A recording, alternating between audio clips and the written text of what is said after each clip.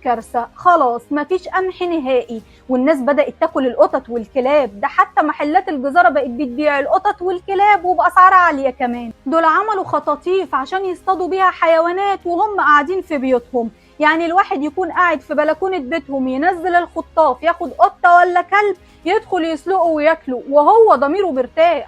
ولما خلصت الحيوانات جه دور البني ادمين، لدرجه ان الوزير مره كان عند الخليفه وراكن الحمار بره، راحت الناس سرقت الحمار وكلوه، ولما الوزير حقق وجاب الحراميه وعدمهم راحت الناس خدت الحراميه بعد ما ماتوا وكلوهم، وبقى البيت اللي يموت فيه حد بياكلوه، وبيخطفوا الناس من الشوارع والاطفال ويطبخوها وياكلوها. 1,600,000 بني ادم ماتوا، يا من الامراض اللي انتشرت بسبب اكل لحوم البشر يا بالخطف والأكل. وحتى اللي خلاص ماتوا وارتاحوا كانوا بيتسرقوا من المقابر ويتطبخوا ويتاكلوا، واتسمت مصر بمصر المفترسة. يا دي الكارثة.